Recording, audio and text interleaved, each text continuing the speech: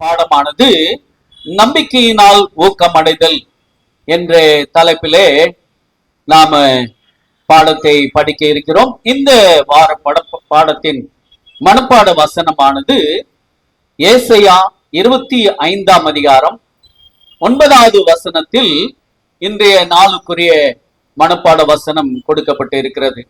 அக்காலத்திலே இதோ இவரே நம்முடைய தேவன், இவருக்காக காத்திருந்தோம், இவர் நம்மை ரட்சிப்பார், இவரே கர்த்தர், இவருக்காக காத்திருந்தோம், இவருடைய ரட்சிப்பினால் களி கூர்ந்து மகிழ்வோம் என்று சொல்லப்படும். இந்த நாளிலும் கூட வேதாகமத்தின் முக்கிய கருத்துகளில் ஒன்று ஆண்டவராகிய இயேசு கிறிஸ்துவின் இரண்டாம் வருகை ஒன்றாக இருக்கிறது.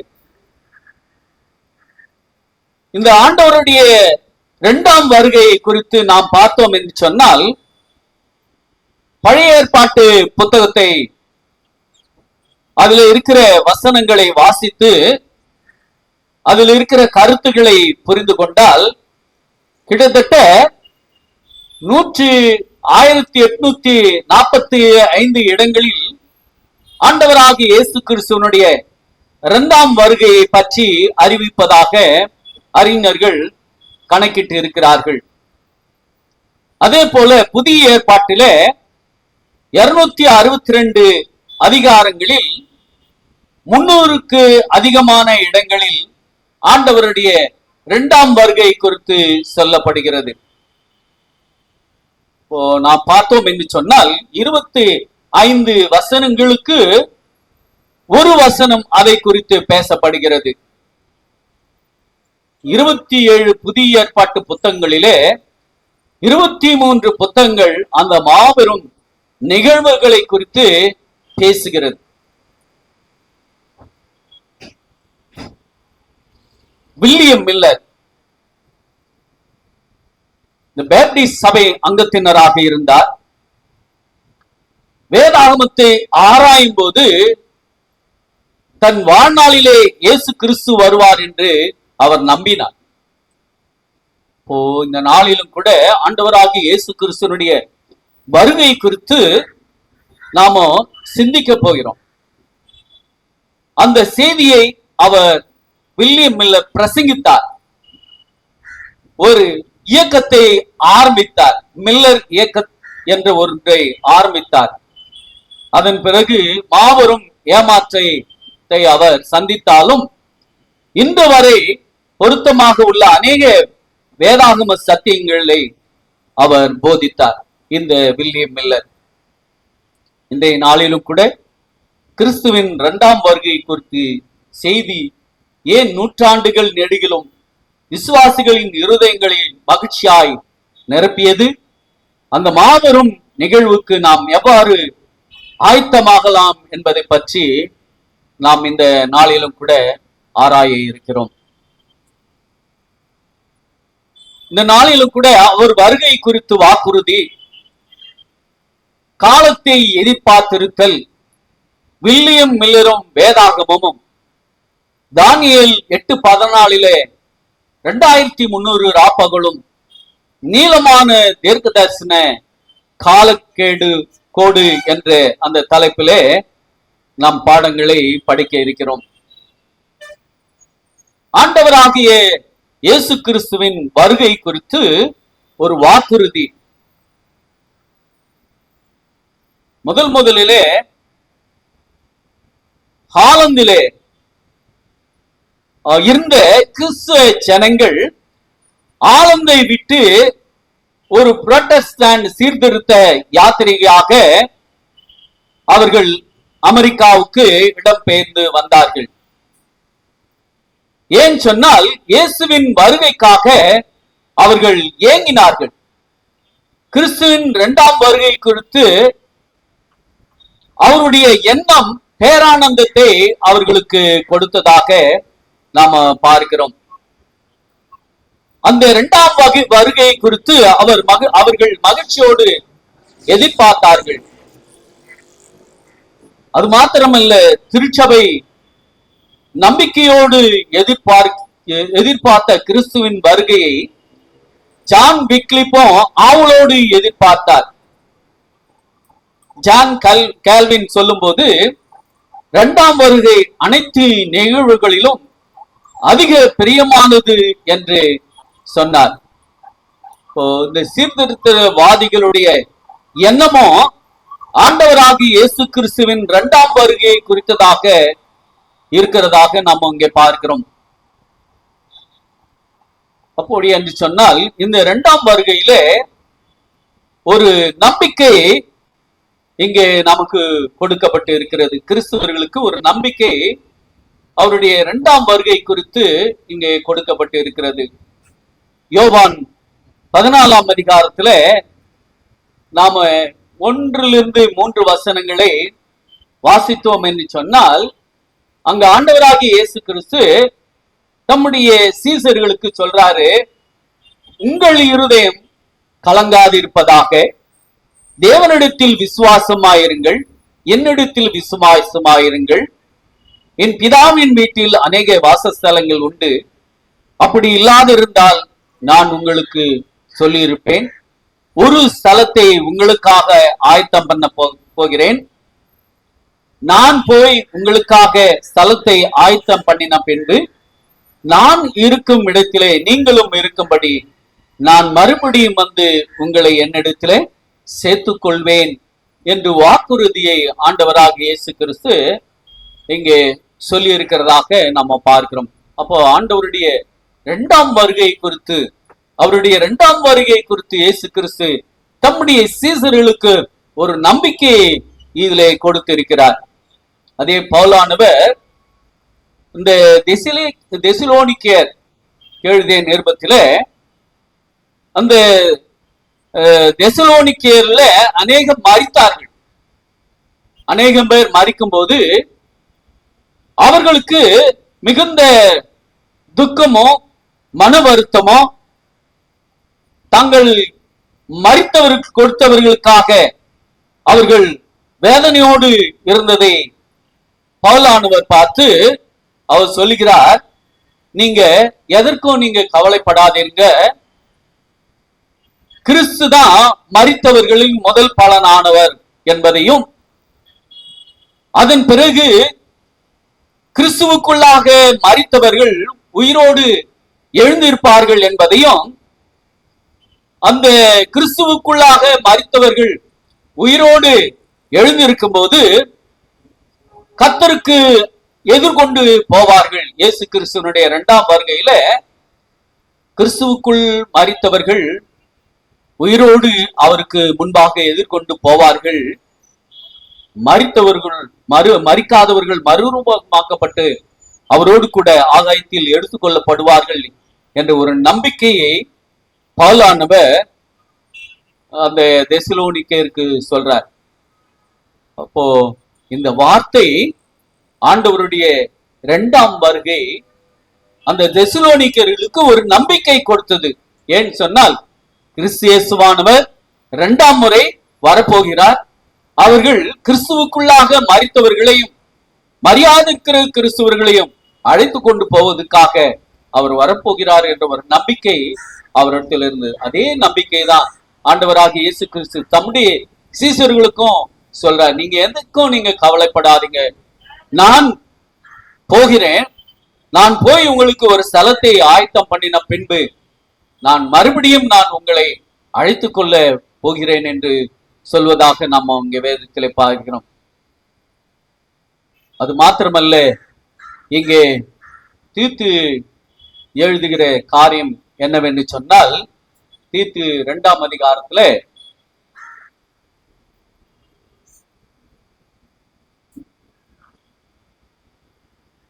பவுலானவர் இங்கே எழுதுகிறார். 2ஆம் அதிகாரத்துல 13வது வசனத்துல, நான் நம்பி இருக்க ஆனந்த பாக்கியத்துக்கும் சொல்றாரு, நான் நம்பி இருக்கிற. அப்போ நமக்கு ஒரு நம்பிக்கை இருக்கிறது. அந்த நம்பிக்கை எப்படின்னு சொன்னால், அது ஒரு ஆனந்த பாக்கியமாக இருக்கிறது. மகாதேவனும் நமது இரட்சகருமாகிய இயேசு கிறிஸ்துனுடைய மகிமையின் பிரசன்னமாகுதலுக்கு எதிர்பார்த்து காத்திருக்கும்படி நாம் போதிக்கப்பட்டு வருகிறோம் என்று சொல்றார். அப்போ ஆண்டவருடைய இயேசுவின் 2ஆம் வருகை குறித்து தீத்துவுக்கு பவுலானவர் எழுதும்போது நமக்கு ஒரு ஆனந்த பாக்கியம் ஒன்று இருக்கிறது. அந்த பாக்கியம் என்னன்னு சொன்னால், இயேசு கிறிஸ்துவனுடைய பிரசன்னத்திலே நாம் எல்லோரும் அவருடைய பிரசன்னத்துக்காக எதிர்க்க பார்த்து காத்து கொண்டிருக்கிறோம். அந்த நாளுக்காக நாம் காத்து கொண்டிருக்கிறோம் என்று இங்க சொல்லி இருக்கிறார். அவர் சொல்றார், அதன் பிறகு அவர் நம்மை சகல அக்கிரமங்களில் இன்று மீட்டுக்கொண்டு தமக்குரிய சொந்த ஜனமாகவும் நற்கிரிகளை செய்ய பக்தி வைராக்கியம் உள்ளவர்களாகவும் நம்மை சுத்திகரிக்கும்படி நமக்காக தம்மை தாமே ஒப்பு கொடுத்தார் என்று சொல்றார். அப்படிப்பட்ட ஆனந்த பாக்கியத்தை நமக்காக வைத்திருக்கிற தேவன் நமக்காக தம்மை தாமே நாம இந்த உலகத்தில நாம் நன்மையை செய்ய வேண்டும் என்பதற்காக அவர் தம்மை தாமே ஒப்பு கொடுத்தார் என்பதையும் இங்க சொல்றார். இப்போ கிறிஸ்துவின் வருகையை குறித்து நம்முடைய மீதமான திருச்சபையின் நம்பிக்கை என்னன்னு சொன்னா, அவருடைய வருகை குறித்து நமக்கு ஒரு பெரிய சந்தோஷம் கிடைக்கிறது. ஏன்னு சொன்னால், ஆண்டவராகிய இயேசு கிறிஸ்து வருகை வேளையில எத்தனையோ பேர் மருத்துவமனையில வியாதியின் படுக்கையில இருக்கிறாங்க. எத்தனையோ பேர் கை கால்களை இழந்து தவிக்கிறார்கள். எத்தனையோ பேர் கண் தெரியாதபடிக்கு தடவிக்கொண்டு போகிறார்கள். சில பேர் பசியோடு, சில மரண வழிகள் எல்லாருக்கும் இருந்து கொண்டுதான் இருக்கிறது. ஆனால் ஆண்டவராகிய இயேசு கிறிஸ்துவனுடைய 2ஆம் வருகையில ஒரு நம்பிக்கை கொடுக்கிறது. அது என்ன நம்பிக்கைன்னு சொன்னால், உபத்திரம் இல்லை, மரணம் இல்லை, பசி இல்லை, வியாதி இல்லை. அப்போ கை கால் இழந்தவர்கள் எல்லாம் முன்பு போல அவர்கள் கை கால் உள்ளவர்களாகவும், கண் எழுந்தவர்கள் சரியான பார்வை பார்க்கும்படியாகவும், பேசவும் பேசாத ஊமையா இருந்தவர்கள் அவர்கள் பேசும்படியாகவும் அவர்கள் இருப்பார்கள் என்று வேதம் அவர்களுக்கு சொல்லப்பட்டு இருக்கிறதாகவே கிறிஸ்துவனுடைய 2ஆம் வருகையானது நமக்கு மாத்திரமல்ல, உலகத்தில் இருக்கிற அனைவருக்கும் ஒரு சந்தோஷத்தை கொடுக்கிறதாக இருக்கிறது. நாம் அவருடைய 2ஆம் வருகையில இன்னும் ஒரு நம்பிக்கை என்று சொன்னார், அவரோடு கூட நாம் 1000 வருடம் இயேசு கிறிஸ்துவனுடைய சமாதானத்தோடு எல்லாம். இங்கே இந்த உலகத்திலே சமாதானம் இல்லை, ஆனால் தேவன் அந்த கொண்டு போகிற உலகத்திலே மிகவும் சமாதானத்தோடு சந்தோஷத்தோடு இயேசுவோடு கூட நித்திய காலமாக வாழ்வோம் என்ற ஒரு நம்பிக்கை இந்த அவருடைய 2ஆம் வருகையிலே கொடுக்கப்பட்டு இருக்கிறது. இந்த இயேசு கிறிஸ்துவானவர் ஒலிவ மலையிலே அவர் தம்முடைய சீசர்களோடு தாம் மீண்டும் வரப்போகிறதாக சொல்லி இருக்கிறார். இயேசு கிறிஸ்துவானவர் அந்த பரலோகத்துக்கு எடுத்துக்கொள்ள போகுவதற்கு முன்பாக தம்முடைய சீசர்களுக்கு ஒரு ஆறுதலை அவர் சொல்லி இருக்கிறார். நாம பாடுகள் உபதிரவங்கள் மத்தியிலும் மகாதேவனும் இரட்சகரமாய் இருக்கிற இயேசு கிறிஸ்துவின் மகிமையின் பிரசன்னமாக்குதல் என்பது அவருடைய பெரிய பாக்கியம் நமக்கு கிடைக்க போகிறது. அப்படிப்பட்ட நம்பிக்கையோடு நாம இருக்க போகிறோம் என்பதை இந்த பாடம் நமக்கு சொல்கிறது. அப்போ அவருடைய வருகை குறித்து வாக்குறுதி என்ன சொல்லியிருக்குன்னா, நான் போய் உங்களுக்காக ஒரு ஸ்தலத்தை ஆயத்தம் பண்ண போகிறேன், வந்து மறுபடியும் நான் உங்களை மீட்டுக் கொள்ள போகிறேன். யாரெல்லாம் மீட்டுக் கொள்ள போகிறாருன்னு சொன்னால், கிறிஸ்துவுக்குள் யாரெல்லாம் உண்மையும் மொத்தமாக கிறிஸ்துவை ஜீவியத்திலே வாழ்ந்தார்களோ, வேத கற்பனையின்படி யாரெல்லாம் வாழ்ந்தார்களோ அவர்களுக்குத்தான் அந்த ஆனந்த பாக்கியத்திலே ஒரு பங்கு கிடைக்க போகிறது என்பதையும் நாம் இந்த நாளிலே அறிந்து கொள்ள முடியும். அப்போ கிறிஸ்து இயேசுவானவர் அவருடைய வருகை எப்படிப்பட்டதாக இருக்கும் அப்படின்னு பார்த்தோம் என்று சொன்னால், அவருடைய வருகை எல்லாரும் காணும்படியாக இருக்கும். அப்போ இந்த உலகத்திலே ஒரு முனை கொண்டு இந்த உலகத்தின் மறுமுனை வரைக்கும் ஆண்டவராகிய இயேசு கிறிஸ்துவினுடைய வருகையை எல்லாரும் காண்பார்கள். அவரை குத்தினவரும் காண்பார்கள், அவருக்கு விரோதமாக இருந்தவர்களும் காண்பார்கள் என்று வேதத்திலே பார்க்கிறோம். அது மாத்திரமல்ல, அவர் வருகை எல்லாருடைய காதுகள் கேட்கும். ஏன் சொன்னால், அவர் பிரதான தூதருடைய தேவ எக்காலத்தோடும் இயேசு கிறிஸ்துவானவர் வானத்திலிருந்து இறங்கி வருவதை காண்பார்கள் என்று சொல்லியிருக்கிறார். இப்போ அவருடைய வருகை எப்படிப்பட்டதாக இருக்கும் சொன்னா, எல்லோரும் பார்ப்பார்கள், எல்லோருடைய காதுகள் கேட்கும். ஏன் சொன்னால், இயேசு கிறிஸ்து மீண்டும் வருவார் என்ற நம்பிக்கை சீர்திருத்தவாதிகள் புரிதல் படிப்படியாக மாறி போனது. ஆண்டவருடைய வருகை குறித்த வைராக்கியம் கொஞ்சம் கொஞ்சமாக கம்மியாயிடுச்சு. 19ஆம் நூற்றாண்டிலே பிரபலமான போதகர்கள் கிறிஸ்து இந்த பூமியிலே தம்முடைய ராஜ்யத்தை நிறுவப் போகிறார், 1000 ஆண்டுகள் சமாதானத்தை ஏற்படுத்த வருவார் என்று அன்றைக்கு இருந்த போதகர்கள் கற்பித்தார்கள். இது ஆவிக்குரிய ஒரு மந்த நிலையை அக்கறையமில்லாமல் போவதற்கு இது பிடிப்பட்ட கோட்பாடுகள் அவர்களை வழிநடத்தினது. அப்போ அவர்கள் நம்பிக்கை என்னன்னு சொன்னா, இந்த பூமியில தான் ஆண்டவர் தம்முடைய ராஜ்யத்தை ஸ்தாபிக்க போகிறார், இந்த பூமியில தான் 1000 வருஷம் அவர் அரசாட்சி செய்ய போகிறார் என்ற ஒரு கோட்பாடுகளை அப்ப இருக்கிற ஜனங்களுக்கு அவர்கள் போதித்தார்கள். இதே தப்பெண்ணத்தை தான் அன்றைக்கு சீசர்கள் மேசியா வருகையை குறித்து புரிந்து கொண்டனர். அவர் பாவத்தின் சங்கிலியிலும் ஆக்கினையிலும் இருந்து மக்களை விடுவிக்க வருவார் என்று சீசருடைய நம்பிக்கையாக இருந்தது. அது ரோம அடிமைத்தனத்தின் நுகத்திலிருந்து அவர் அந்த நுகத்தை, அடிமைத்தனத்தின் நுகத்தை உடைத்து வெற்றிகரமான தளபதியாய் வருவார் என்று அவர்கள் நினைத்திருந்தார்கள். ஆனால் கர்த்தருடைய வருகை குறித்து என்ன சொல்லப்பட்டு இருக்கிறதுன்னு சொன்னால், அப்போஸ்தலர் 1ஆம் அதிகாரம் 9 - 11 வசனங்களை வாசித்தோம் என்று சொன்னால், ஆண்டவராகிய இயேசு கிறிஸ்து பரலோகத்துக்கு எடுத்துக் கொள்வதற்கு முன்பாக தம்முடைய சீசரை அழைத்து அவர் பேசிக் கொண்டிருக்கிற நேரத்துல, அந்த சீசர்கள் பார்த்து கொண்டு இருக்கிற நேரத்துல ஆண்டவராகிய இயேசு கிறிஸ்து அவர் உயிரை எடுத்துக் கொள்ளப்பட்டார். அவர் உயிரை எடுத்துக்கொள்ளப்பட்ட போது ஒரு மேகம் அவரை மறைத்து கொண்டதாக நாம பார்க்கிறோம். அதன் பிறகு அவங்க வானத்தையே அண்ணாந்து பார்த்து கொண்டிருந்தார்கள். அந்த வேளையிலே வஸ்திரம் தரித்த 2 பேர் அவருக்கு எதிர்பட்டு சொன்னார்கள், நீங்க ஆண்டவராகிய இயேசு கிறிஸ்துவை நீங்க வானத்துக்கு எடுத்துக் கொள்ளப்பட்டதை நீங்க இப்பொழுது பார்க்கிறீர்கள்.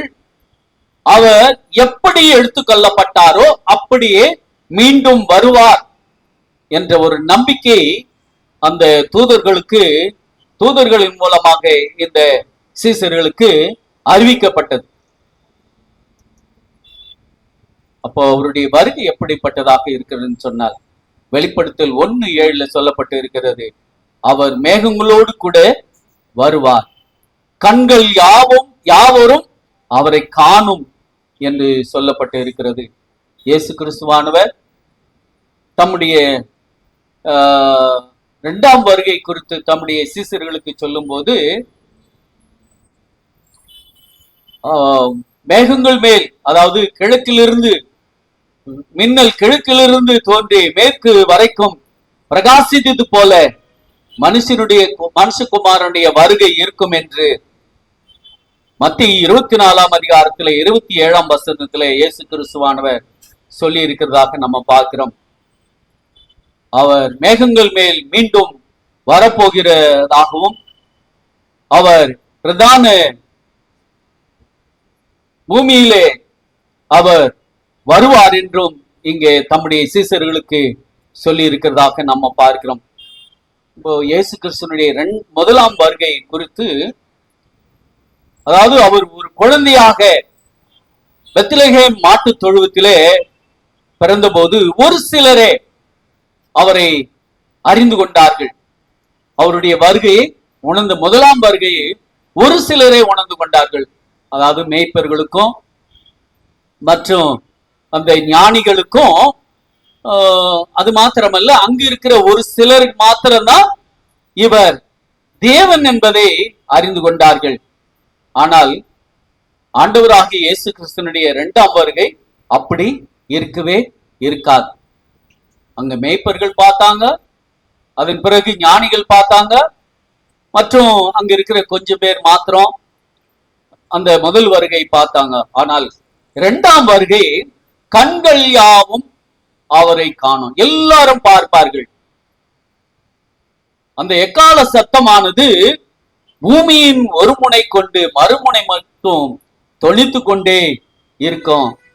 அப்படியாக இந்த பூமியில ஒவ்வொரு மனிதனும் அவரது இயேசு கிறிஸ்துவானவருடைய மகிமையை காண்பார்கள் என்பதை நாம் இங்கே பார்க்கிறோம்.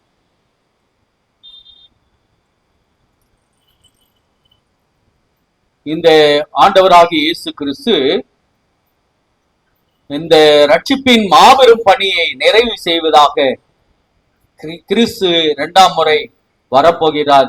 இதுதான் பரிசுத்த வேதாகமத்தின் சத்தியங்களிலே கருத்தான ஆழமான ஒரு மகிமையான சத்தியம். என்னன்னு சொன்னால், அவர் ரட்சிப்பின் பணியை நிறைவு செய்வது. இதுதான் வேதாகமத்திலே மிக ஆழமான ஒரு சத்தியமானதாக இருக்கிறது. இந்த இரண்டாம் வருகை பற்றி கோட்பாடுதான் பரிசுத்த வேத வாக்கியங்களில் மிக முக்கிய கருத்தாக இருக்கிறது. ஆதாம் ஏவாள் அந்த ஏதோனை இழந்து போனார்கள். ஆனால் மீண்டும் ஆண்டவராகிய இயேசு கிறிஸ்து அந்த பரதேசியை இந்த பூமிக்கு கொண்டு வர போகிறார். வாக்குதத்தம் பண்ணப்பட்ட அந்த பிள்ளைகள் எல்லாம் அந்த இடத்திலே இருக்க போகிறார்கள். இந்த ஆரம்ப கால அட்வென்டிஸ்ட் தலைவரான லூதன் வாரன் ஆயத்தமாகி தயாராக இருப்பதுதான் கிறிஸ்துவின் வருகைக்காக ஆயத்தமாவதற்கு ஒரே வழி என்று சொல்றார். நாம் ஆவிக்குரிய வாழ்க்கையை மதிப்பிட வேண்டும் என்கிற அவசர அழைப்பாக இது இருக்கிறது. அவருடைய இரண்டாம் வருகை அது பக்தியாக வாழ்வதற்காக அழைப்பாக இருக்கிறது. கிறிஸ்துவனுடைய இரண்டாம் வருகையில் சுடரொளி பிரகாசத்துக்கு முன் நடுநிலை வைப்பதற்கே வாய்ப்பே கிடைக்காது. இந்த வில்லியம் மில்லர் ஒரு விவசாயினுடைய மகன். அவர் இந்த புரோட்டஸ்டாண்ட் சீர்திருத்த வாதிகளில் இந்த வில்லியம் மில்லரும் மிகவும் முக்கியமான ஒருவராக இருந்தார்.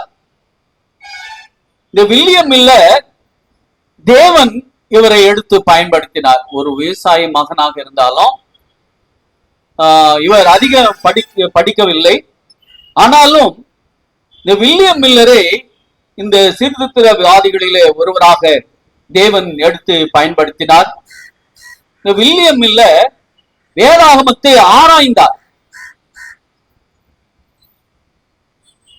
இந்த தன்னுடைய தான் நினைப்பதை விட தன்னை மிகவும் அதிகமாக நேசிக்கிற கிறிஸ்துவை இந்த வேதாகமம் படிப்பதன் மூலமாக அவர் தெரிந்து கொண்டார். அவர் என்ன செய்வாராம், ஒரு பேனாவை எடுத்துக்கொள்வாராம், ஒரு பேப்பரை, ஒரு நோட்டு புத்தகத்தை எடுத்துக்கொள்வார், வேதாகமத்தை பக்கத்தில் வைத்து அதை ஆராய ஆரம்பிப்பார். வாசிக்கிற வசனங்கள் புரியும் வரை ஒரு வசனம் புரியலன்னு சொன்னா அதை மீண்டும் மீண்டும் மீண்டுமாக படித்து அது எப்பொழுது புரிகிறதோ அப்பொழுதுதான் அந்த இடத்தை விட்டு அவர் வேறொரு வேத வசனங்களுக்கு அவர் செல்லுவார். அது மாத்திரமல்ல, வேத வசனங்களிலே ஜோடி இருப்பதை அவர் அறிந்து கொண்டார். ஒரு வேத வசனத்துக்கும் பழைய ஏற்பாட்டில் இருக்கிற வேத வசனமா இருந்தாலும் புதிய ஏற்பாட்டில் இருக்கிற வேத வசனமா இருந்தாலும் ஒன்றுக்கொன்று ஜோடி இருப்பதாக அவர் புரிந்து கொண்டார். அதனால்தான் அவர் சொல்றாரு, வேத வசனங்கள் தேவ வசனங்களோடு ஒப்பிட்டு வேதாகமே தன்னை விளக்குவதற்கு அவர் அனுமதித்தார். இப்பெல்லாம் நாம இந்த வேத வசனத்தை ஒப்பிட்டு நாம பார்க்கிறோம் என்று சொன்னால், இப்பெல்லாம் வேத வாக்கியம் தெளிவுரைகள், அந்த வேத வாக்கியங்களுக்கான அநேக அதே ஒத்த வேத வாக்கியங்கள் எல்லாம் புத்தகம் நமக்கு கிடைத்திருக்கிறது. இப்ப நம்ம செல்லு தட்டினா இப்ப அன்புன்னு சொன்னா அன்பை குறித்து எல்லாம் வரும். ஆனால் அப்படி வில்லியம் மில்லர் காலத்துல அப்படி கிடையாது. இந்த அன்பை குறித்து அவர் ஆராய்ந்து ஒவ்வொரு வேத பகுதியாக ஆராய்ந்து இந்த அன்பை குறித்து தேவனுடைய குணத்தை குறித்து அவர் அறிந்து கொண்டார். அதனாலதான் இதை மறைவாக ஒரு பொக்கிஷமாக அவர் தேட ஆரம்பிச்சார். வேதாகமோ ஒரு பொக்கிஷமாக அவர் கருதினார். அதனால்தான் அந்த வேதாகமோ தனக்கு விளக்கம் கொடுக்க வேண்டும் என்று அதை திறந்து வாசித்து அதை புரிந்து கொண்டார். நீதிமொழிகள் 8ஆம் அதிகாரம் 8-9 வசனங்களை வாசித்தோம் என்று சொன்னால், என் வாயின் வாக்குகள் எல்லாம் நீதிமான்கள் அவைகளில், நீதிமொழிகள் 8ஆம் அதிகாரம்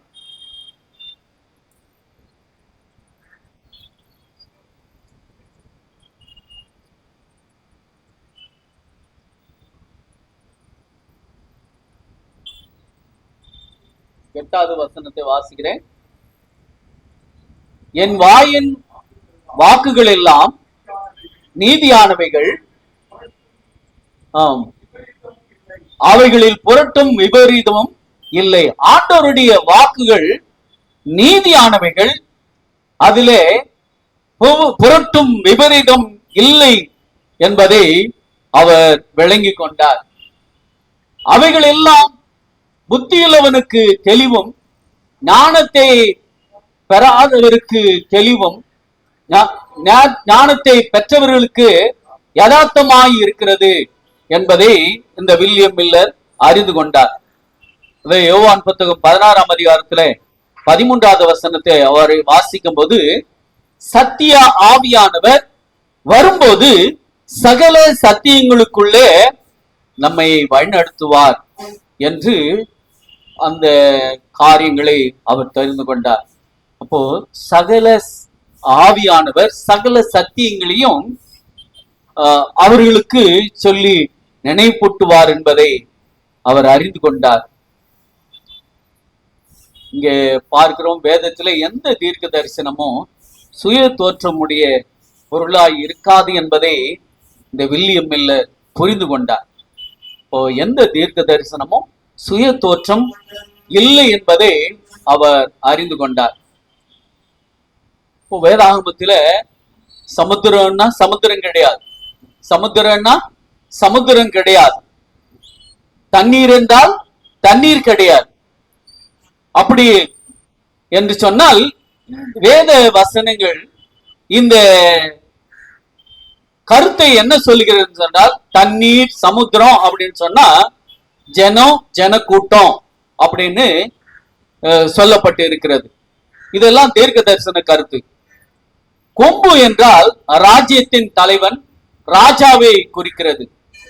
தீர்க்க தரிசனத்திலே மாத்திரம்தான் வெளிப்படுத்தல், தானியேல் மற்றும் எசேக்கியேல், இது எல்லாம் தீர்க்க தரிசன புத்தகங்கள். இந்த தீர்க்க தரிசன புத்தகங்கள்ல தான் சமுத்திரம் தண்ணீர் என்று சொன்னால் ஜனக்கூட்டம், கொம்பு என்று சொன்னால் ராஜ்யத்தின் தலைவர்கள், ராஜாவை குறிக்கிறது. மிருகம் என்று சொன்னால் பூமியிலே எழும்ப போகிற 4வது ராஜ்யம். ஸ்ரீ என்று சொன்னால் ரோமன் கத்தோலிக்கர் புரிந்து கொள்வது பிரகாரம் ஸ்ரீ என்று சொன்னால் மேரி மாதா கிடையாது. ஸ்ரீ என்று சொன்னால் சபை. ஸ்ரீ என்று சொன்னால் சபை. வலு சர்ப்பம், பிசாசு, பாம்பு அப்படின்னு சொன்னா எதுன்னு சொன்னா அது பிசாசு. வலு சர்ப்பம் சொன்னா பிசாசு. காற்று அப்படின்னு சொன்னால் யுத்தங்கள்.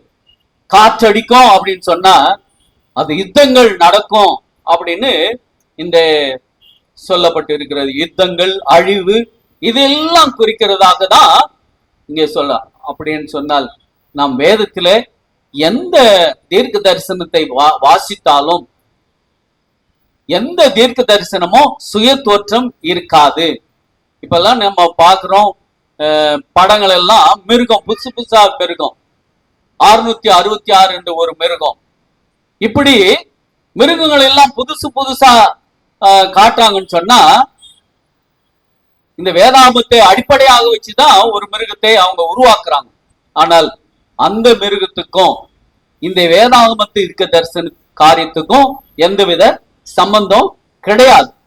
அதுதான் இந்த வேதாகமம் விளக்கிறது. அப்படின்னு சொன்னால் இந்த வில்லியம் இல்ல, எது மிருகம்னு சொன்னா என்ன, காற்றின்னு சொன்னா என்ன, சிறியன்னு சொன்னா என்ன அப்படி என்பதை தெளிவாக ஆராய்ந்து ஆராய்ந்து ஆராய்ந்து இந்த வேதாகமத்தின் மூலமாக அவர் எல்லாவற்றையும் தெரிந்து கொண்டார்.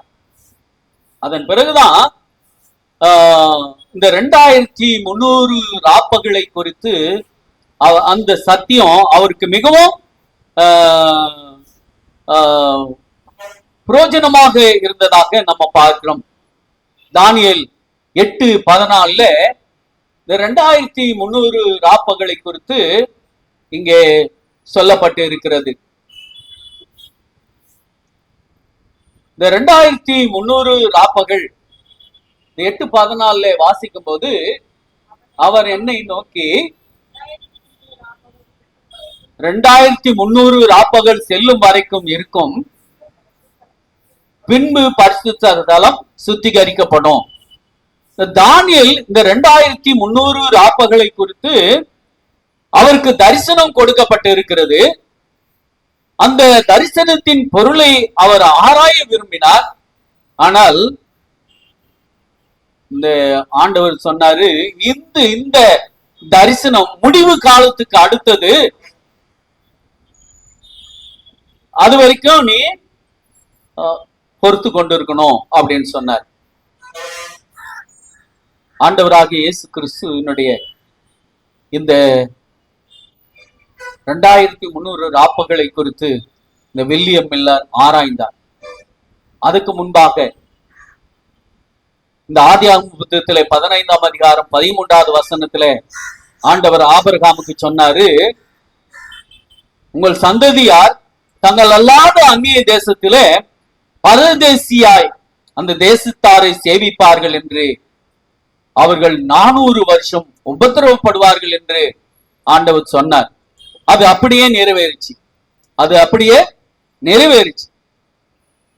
யாருக்கு பிறகு அதை நிறைவேறிச்சுன்னு சொன்னா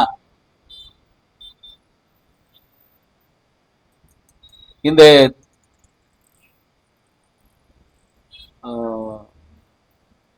ஆதியாகம காலத்திலே நாம் பார்க்கும்போது யோசேப்பு தன்னுடைய சகோதரர்கள் தன்னுடைய தாப்பனோடு அந்த எகிப்திலே இருந்தார்கள்.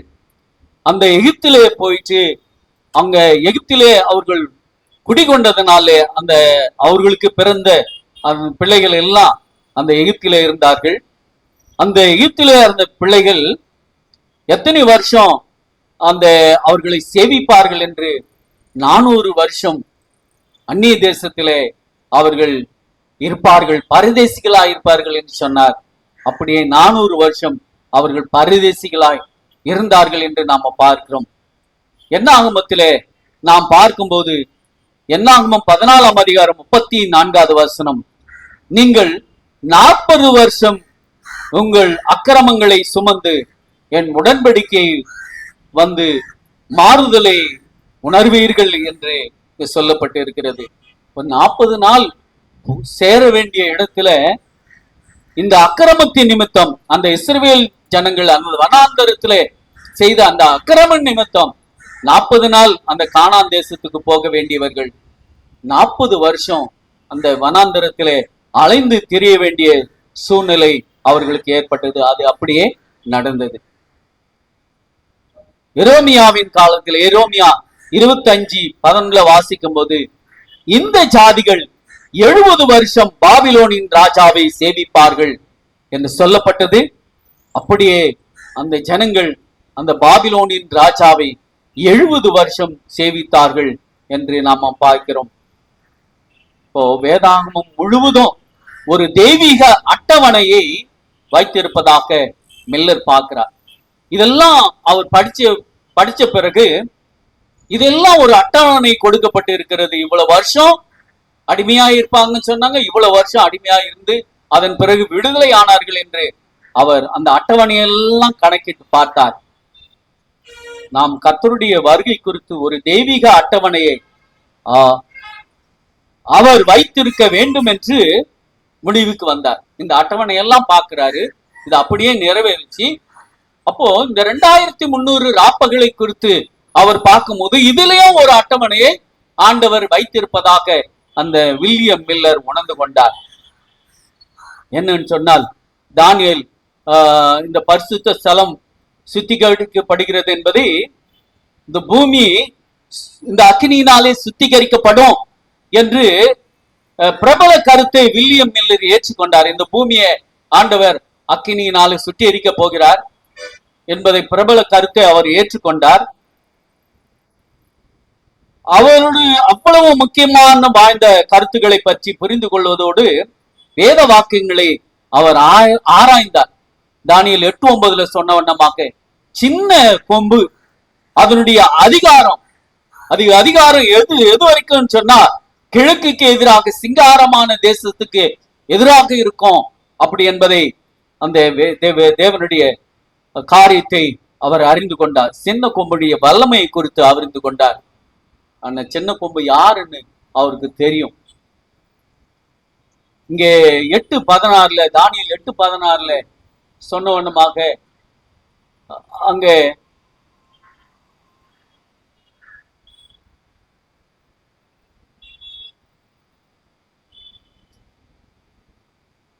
அன்றியும் கபிரியேலே இது இவனுக்கு தரிசனத்தை விளக்கம் பண்ணினான் என்று ஊழாயின் மத்தியிலே கூப்பிட்டு சொல்லுகிற ஒரு மனுஷனுடைய சத்தத்தை கேட்டேன் அப்படின்னு இங்க பார்க்கிறோம். இவனுக்கு தரிசனத்தை விளக்கம் பண்ணும் பொருட்டு ஒரு தூதன் வந்தார் என்று நாம் அங்க பார்க்கிறோம். இந்த 8ஆம் அதிகாரத்துல இந்த 2300 ராப்பகளை குறித்து யோசித்து அந்த தானியேலுக்கு மிகவும் சோர்வு உண்டாயிருது. தானியேல் 8:27 தானியேல் ஆகிய நான் சோர்வடைந்து சில நாள் வியாதிப்பட்டிருந்தேன். பின்பு நான் எழுந்திருந்து ராஜாவின் வேலை செய்து அந்த தரிசனத்தினால் திகைத்து கொண்டிருந்தேன். ஒருவரும் அதை அறியவில்லை.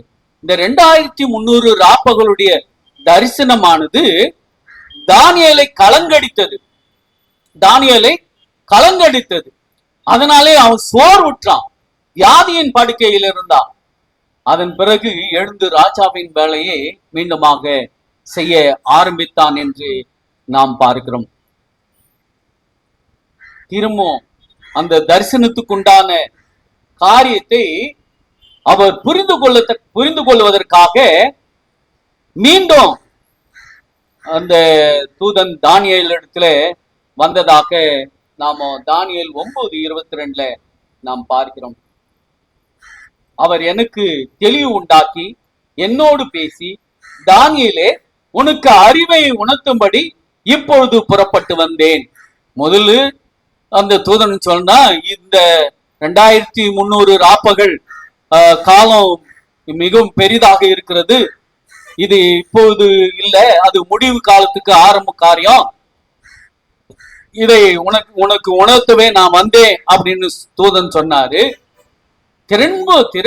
திரும்ப அந்த 9ஆம் அதிகாரத்துல 22வது வசனத்துல சொல்லும் போது, எனக்கு அதாவது தானியேலுக்கு தெளிவு உண்டாக்க அவரோடு பேசி, தானியேலே உனக்கு அறிவை உணர்த்தும்படி எப்பொழுது புறப்பட்டு வந்தேன் என்று அவர் சொன்னதாக இப்போ சொல்லப்பட்டிருக்கிறது. அதாவது இந்த 2300 ராப்பகளுடைய அந்த காரியத்தை விளக்குவதற்காக தூதன் தானியேலிடத்தில வந்ததாக நம்ம பார்க்கிறோம். 9:23 வாசிக்கும் போது, நீ மிகவும் பிரியமானவன், தானியேலை குறித்து சொல்லும் போது, நீ மிகவும் பிரியமானவன், ஆதலால் நீ வேண்டிக் கொள்ள தொடங்கும் போதே கட்டளையை வெளிப்படுத்துது. தானியேல் 8ஆம் அதிகாரத்துல அந்த காரியத்தை குறித்து அவன் யோசித்து யோசித்து வியாதிப்பட்டு, அதன் பிறகு வியாதியிலிருந்து குணமடைந்து ராஜாவின் வேலையை பார்க்கிறாரு. மீண்டும் 9ஆம் அதிகாரத்துல அதை குறித்தே அவர் சிந்தித்து கொண்டிருக்கிறார். சிந்தித்து கொண்டிருக்கிற அந்த வேலையிலும் கூட சொல்றாரு, உன் வேண்டுதல் கேட்கப்பட்டது, நீ வேண்டிக் கொண்டுவதற்கு முன்பாகவே கட்டளை வெளிப்பட்டது, அதை அறிவிக்கவே வந்தேன், இப்பொழுது சொல்லுகிற வார்த்தையை நீ கவனித்து கேட்டு தரிசனத்தை அறிந்து கொள்.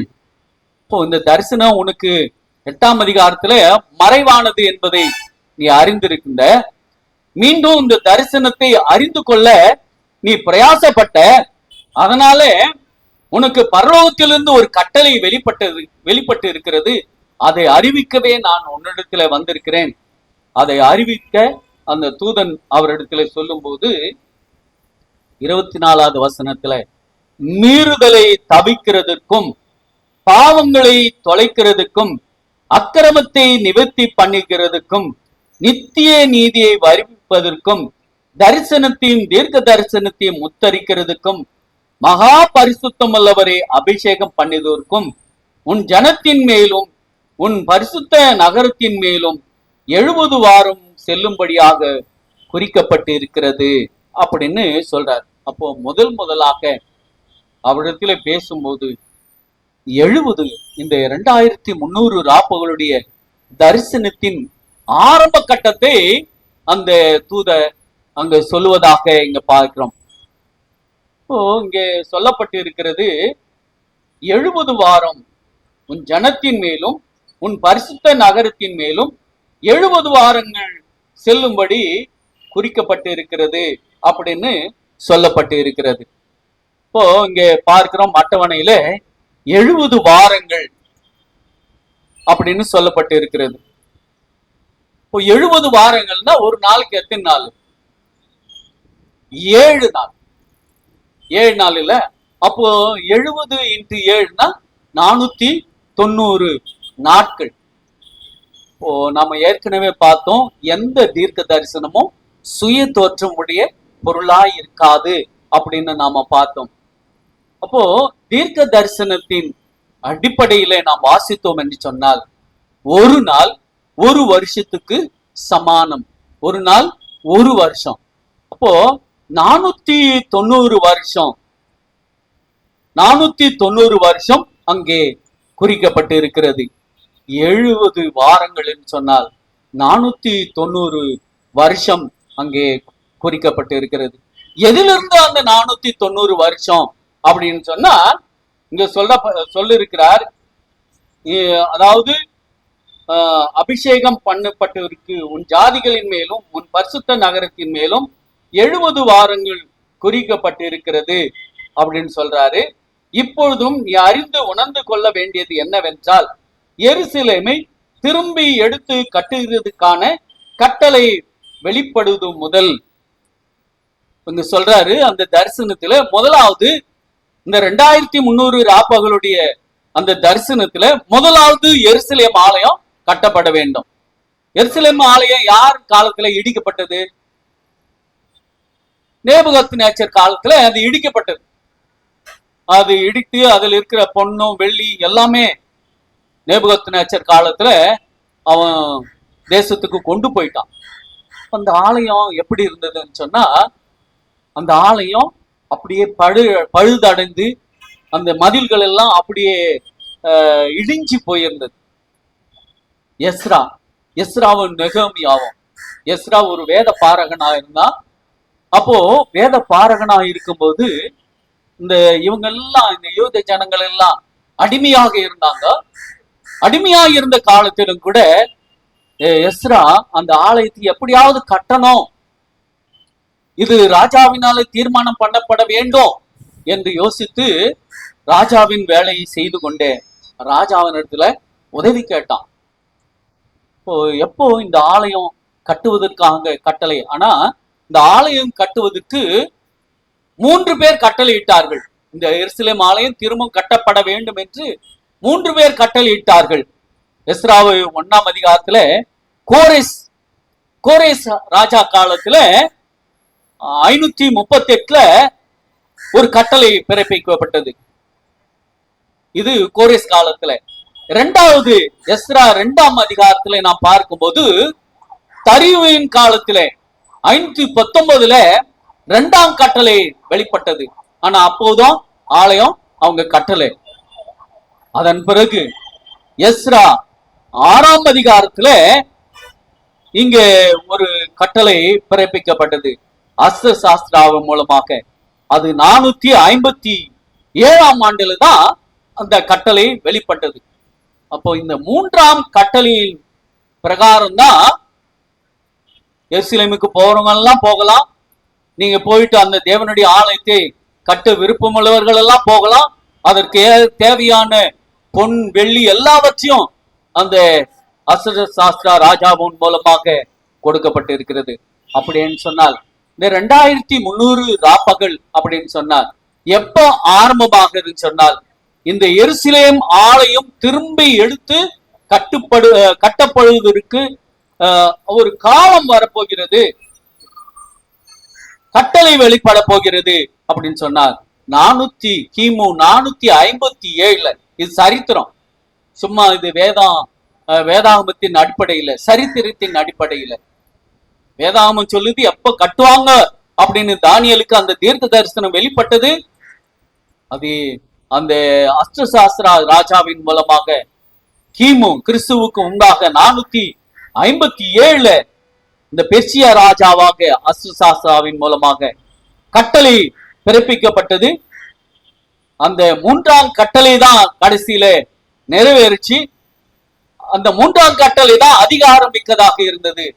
அந்த அதிகாரம் மிக்கதா இருந்ததுனாலதான் அந்த எருசலேம் ஆலயத்தை அவங்க மீண்டும் கட்டுறாங்க. அப்போ இந்த எருசலேம் ஆலயம் எடுத்து கட்டுவிப்பதற்காக கட்டளை வெளிப்படுத்தது முதல் மீண்டும் சொல்றாரு 7ல ஸ்டார்ட் பண்ணிச்சு எருசலேம் ஆலயம். ஆமா, கட்டுவதற்கு 457ல ஸ்டார்ட் ஆச்சு. ஆமா, முடிவடைகிறது.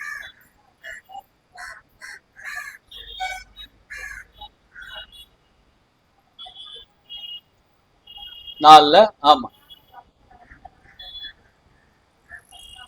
வரணும்.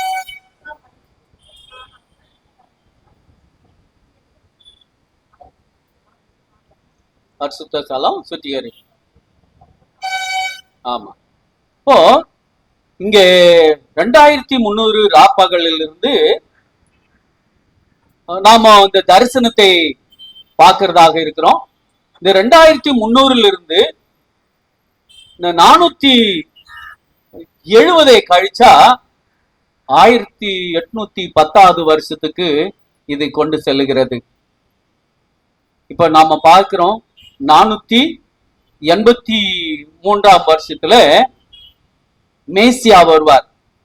இங்க சொல்றாரு, பிரபுவாகிய மேசியா வரும் மட்டும் 7 வாரமும் 62 வாரமும், 7 வாரத்தையும் ஒரு 62 வாரத்தையும் கூட்டினா எவ்வளவு? 69 வாரம். 69 வாரம். 69 வாரம் என்று சொன்னால் 483 வருஷம். நாட்கள் என்று சொன்னா வருஷம். அப்போ இந்த 483 இருந்து இந்த எருசலேம் ஆலயம் கட்டப்படுகிற வருஷத்தை கழிச்சா அது கிபி 27ஆம் நூற்றாண்டுக்கு கொண்டு போகும்.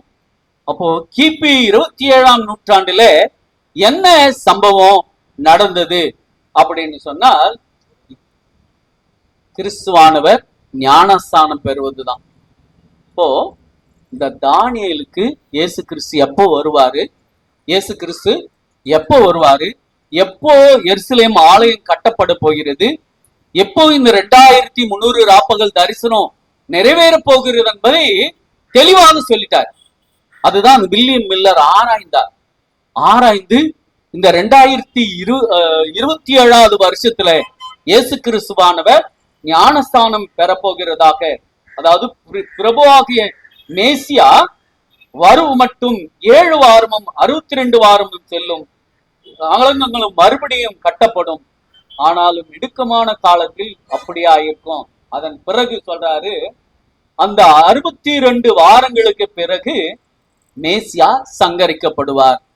இப்போ இந்த 27 கிபி, அதாவது இங்க 483 இருந்து 457 கழிச்சா கிபி 27ஆம் வருஷத்துக்கு வரும். 26 தான் வரும், ஆனால் தீர்க்க தரிசன கணக்குப்படி அது 27வது வருஷத்துக்கு கொண்டு போகும். 27வது வருஷத்துல இயேசு கிறிஸ்துவானவர் ஞானஸ்தானம் பெற்றார். அப்போ அந்த வாரத்தின் பாதி அப்படின்னு சொன்னார் கிபி 31ல, அதாவது 3 வருஷத்துக்கு பிறகு இயேசு கிறிஸ்துவானவர் சிலுவையில் அறையப்பட்டார். அதனாலதான் சொல்றாரு மேசியா சங்கரிக்கப்படுவார் அப்படின்னு சொன்னா சிலுவையில் அறையப்பட்டார். இன்னொரு பாதி இருக்கிறது, அந்த வாரத்தின் பாதி. இந்த 470 வாரம் அப்படின்னு சொன்னல, 70 வாரம் 490 வருஷம். இப்ப 490 வருஷத்துல வருஷத்தை நாம் பார்க்கிறோம். அந்த 2300 ராப்பகலிலிருந்து 490 வருஷத்தை நாம் கழிச்சால் 1810ஆம் வருஷம் அங்கே வருகிறதாக நம்ம பார்க்கிறோம். இங்கே இந்த பாதி, அதாவது இயேசு சங்கரிக்கப்படுவார், பரிசுத்த ஸ்தலம் வரப்போகிற பிரபு ஜனங்களில் அழித்து போடுவார்கள், அதனால் முடிவு ஜலப்பிரவாகம் போல இருக்கும், முடிவு பரிந்தும் யுத்தமும் நாசமும் உண்டாயிருக்கும் அப்படின்னு சொல்றார். அவர் 1 வாரம் அளவும் அநேகருடைய உடன்படிக்கை உறுதிப்படுத்தி அந்த வாரத்தின் பாதையும் ஆனபோது பலியையும் காணிக்கையும் ஒழிய பண்ணுவார். அப்போ இயேசு கிறிஸ்துவானவர் இந்த பலியும் காணிக்கையும் அவர் கிபி 31ல, அதாவது 3 வருஷ காலத்துக்குள்ளாக அவர் ஒழிய பண்ணினார். அதன் பிறகு 3 வருஷம் இருக்கிறது. இந்த 490, அதாவது கிமு 457 இருந்து கிபி 34 வருஷம் வரைக்கும் யூதர்களுக்கு தவணை கொடுத்தார். அதான் சொன்னார், எருசலேமே எருசலேமே, கோழி தன் குஞ்சுகளை எவ்வாறு பாதுகாக்கிறது அப்படியெல்லாம் நான் உங்களை பாதுகாத்து வந்தேனே. அந்த எருசலேமை பார்த்து அழுற. அப்போ கிபி 34வது வருஷம் அந்த யூதர்களுக்கு கொடுக்கப்பட்டிருக்கிற தவணையின் காலம் முடிகிறது. இப்போ சத்தியம் யூதர்கள் மூலமாக அறிவிக்கப்பட வேண்டும் என்றுதான் தேவன் விரும்பினார். அதுக்காக தான் நீண்ட கால தரிசனத்தை அவர்களுக்கு கொடுத்தார். கிபி 34ல என்ன நடக்குது அப்படின்னு சொன்னால், ஸ்தேவான் கல்லெறிந்து கொல்லப்பட்டார். ஸ்தேவான் கல்லெறிந்து கொல்லப்பட்டார். அப்போ ஸ்தேவான் கல்லெறிந்து கொல்லப்பட்ட பிறகு யூதர்களுக்கு கொடுத்த வாய்ப்பு அப்படியே நின்று போச்சு. இனி யூதர்களுக்கு கிடையாது. இந்த சத்தியம் யார் மூலமாக அறிவிக்கப்பட வேண்டும் என்று சொன்னால் புறஜாதிகளின் மூலமாக அறிவிக்கப்பட வேண்டும். அப்போ கொடுக்கப்பட்ட அந்த தவணையை அவங்க என்ன பண்ணாங்க, புறக்கணிச்சாங்க. இயேசு மேசியாவை என்று அவர் ஏற்றுக்கொள்ளவில்லை. எங்களுக்கு ஆபிரகாம் தான் கடவுள் என்று சொன்னாங்க. அவங்க எவ்வளவோ ஆண்டவர் சொல்லி அந்த சீசர்கள் மூலமாக போச்சாங்க, அதையும் ஏற்றுக்கொள்ளவில்லை. கிபி 34ல எல்லாமே போச்சு. அவங்க எல்லாமே அவங்களுக்கு கொடுக்கப்பட்டு இருக்கிற தவணை எல்லாம் போச்சு. அப்போ இயேசு தமது உடன்படிக்கை யூதர்களின் 1 வாரம் அளவும் அதாவது 7 வருடங்கள் கிபி 27 34 வரை உறுதிப்படுத்தினார். இவங்க வருவாங்க வருவாங்க வருவாங்கன்னு அவர் உறுதிப்படுத்தினார். ஆனால் வரவில்லை. இப்போ 490 வருஷம் யாருக்குன்னா 70 வாரங்கள் அப்படின்னு சொன்னார். இந்த 70 வருஷம், இந்த 490 வருஷம் யூதர்களுக்கு ஒரு தவணையாய் கொடுத்தார். ஆனால் யூதர்கள் மனம் மாறவில்லை. அதனாலதான் எத்தனையோ யூதர்கள் அழிஞ்சாங்க. லட்சக்கணக்கான யூதர்கள் அழிஞ்சு போனாங்க. மேசியா பலியாகும் வரைக்கும் என்று சொல்லப்பட்டு இருக்கிறது. இப்போ இந்த 2300 ராப்பகல்ல 490 வருஷம் கழிச்சால் அது 1810 வருஷத்துக்கு கொண்டு வந்து விடுகிறது. அந்த 1810 வருஷத்திலிருந்து இந்த கிபி 34 வருஷத்தை நீங்க கூட்டினீங்கன்னா அது கிபி 1844 கொண்டு போய்விடும். அப்போ அந்த 1844 என்ன இருக்கிறது என்று சொன்னால் பரிசுத்த ஸ்தலம் சுத்திகரிக்கப்படும் என்று தானியேலுக்கு ஆண்டவர் தம்முடைய தூதர்களை கொண்டு விளக்கினார். இப்போ அந்த கட்டளை அவர் ஏற்றுக்கொண்டார். அந்த இதுதான் 2300 ராப்பகலுடைய தரிசனத்துடைய விளக்கம். அதாவது இந்த எருசலேம் ஆலயம் கட்டப்படுவதற்கு எப்போ ஆரம்பிச்சுன்னா கிமு 457 ஆரம்பிச்சது. அந்த 457 இந்த 70 வாரங்கள், அதாவது 490 வருடங்கள் யூதர்களுக்கு தவணையாக கொடுக்கப்பட்டது. இந்த 490 வருடங்களுக்கு பிறகு அந்த யூதர்கள் மனம் திரும்பாத போனதுனால கிபி 34 அந்த யூதர்களுக்கு கொடுத்த வாய்ப்பை புறஜாதிகளுக்கு கொடுத்தார். அந்த 434 இருந்து நீங்க 810 கூட்டின 1810 நீங்க கூட்டினீங்கன்னு சொன்னா அது 1844 கொண்டு போய்விடும். அதுதான் அந்த 1810 வருஷங்கள் பிளஸ் 34 வருஷம் 1844 வருஷங்கள் கொண்டு போய்விடும். இந்த வில்லியம் மில்லர் எல்லாம் அறிஞ்சார், எல்லாம் அவருக்கு தெரிஞ்சது. 1844 ஆண்டவராக இயேசு கிறிஸ்து அவர் வரப்போகிறார் என்று எல்லா இடத்திலும் போய் பிரசங்கித்தார். ஜனங்கள் எல்லாம் ஏற்றுக்கொண்டாங்க. ஆனால் 1844 அக்டோபர் 22 துல்லியமாக சொல்லிட்டாங்க. ஆனால் 1844 அக்டோபர் 22 யார் வரல? இயேசு கிறிஸ்து வரல. இயேசு கிறிஸ்து வரல. அப்போ ஏதோ ஒரு தவறு நடந்திருக்கிறது. ஏன் இயேசு கிறிஸ்து இந்த பூமிக்கு வரல? அப்போ சுத்திகரிப்பு இங்கு நடக்கல அப்படின்னு சொன்னா சுத்திகரிப்பு எங்க நடக்க போகுது அப்படி என்பதை குறித்து ஆராய்ந்தாங்க. ஆராய்ந்த பிறகுதான் இது இங்க பூமி சுத்திகரிப்பு இல்லை, பரலோகத்திலே நமக்காக கிறிஸ்துவானவர் அந்த 1844 அக்டோபர் 22 பரிசுத்த ஸ்தலத்திலிருந்து மகா பரிசுத்த ஸ்தலத்துக்குள் பிரவேசித்த நாள் என்பதை அவர்கள் அறிந்து கொண்டாங்க. ஆகவே நமக்கு யூதர்களுக்கு கொடுக்கப்பட்டு இருக்கிறது போல நமக்கும் ஒரு தவணை ஆண்டவர் கொடுத்திருக்கிறார். மனம் திரும்பாவிட்டால் என்ன பண்ண போறாரு? அவ்வளவுதான். மனம் திரும்பவில்லை என்று சொன்னால் நாம் கைவிடப்படுவோம். அப்படி அவருடைய சமூகத்திலிருந்து நாம் கைவிடாதபடிக்கு அவருடைய வருகை குறித்து நாம தினம் தினம் எப்பொழுதும் தியானிக்கிறவர்களாக நாம் இருக்க வேண்டும் என்றுதான் வில்லியம் மில்லருடைய கருத்தாக இருக்கிறது. 7 நாள் அட்வென்ட் திருச்சபையினுடைய கருத்தாக இருக்கிறது. இந்த பாடத்தை மட்டுமாக நமக்கு நடத்தி கொடுத்த பரிசுத்த ஆவியானவருக்கும் தேவனுக்கும் நாம் நன்றி செலுத்துகிறோம்.